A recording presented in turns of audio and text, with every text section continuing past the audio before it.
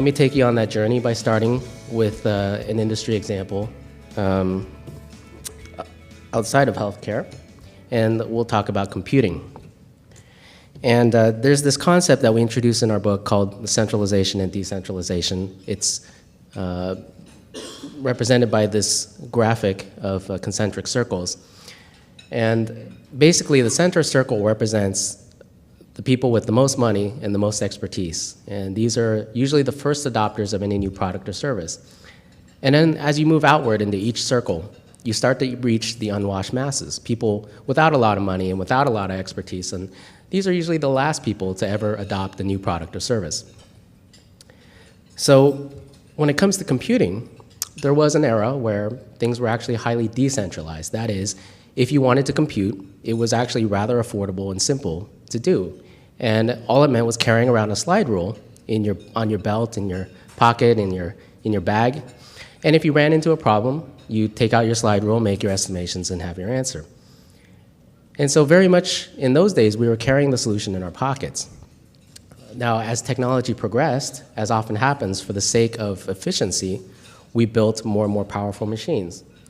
And that took the shape of the mainframe computer, which was, of course, far more efficient at making calculations than we were doing calculations with our slide rules. The problem with mainframe computers, of course, was despite their speed and efficiency, they were so expensive and so complex to operate and maintain that all of a sudden, not many people had access to this resource.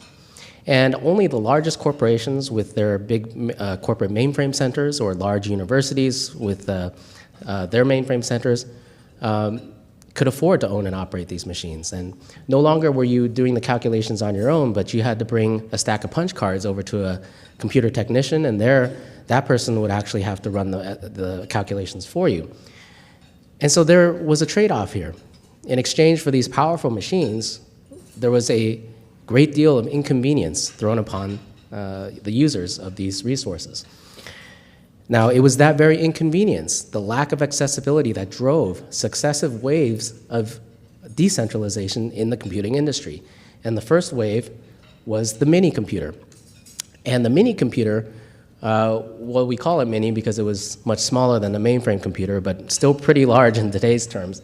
It was about 10 times or a tenth of the cost of the mainframe computer.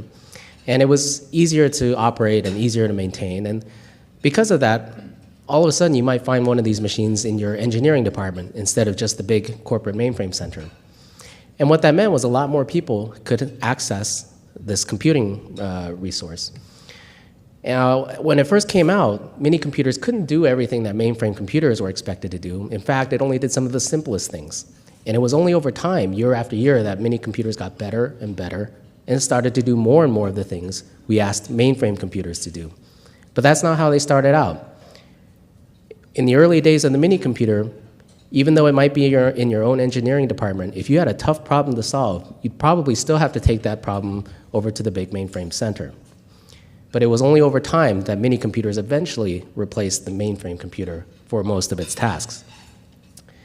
And yet they were still expensive, still complicated, and so there was yet another wave of decentralization driven in the computing industry, and that took the form of the personal computer. And the PC was a machine that was simple enough to operate and affordable enough such that individuals and their families could implement these in their own homes. And when they first came out, you could only do basic word processing or some simple spreadsheets, certainly not meant to act as servers or anything that we ask them to do today. But it was only over time that they became more sophisticated and powerful enough to handle those tasks.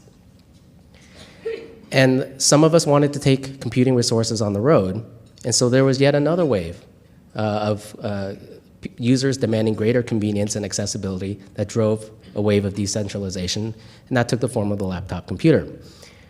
And once again, when the laptop first arrived, there were some drawbacks. You had to accept some trade-offs, such as poor battery life, poor screen size, but it was only over time that laptops got better and better and soon became known as desktop replacements. And today, I bet nobody really considers buying a desktop much anymore and favors buying a laptop.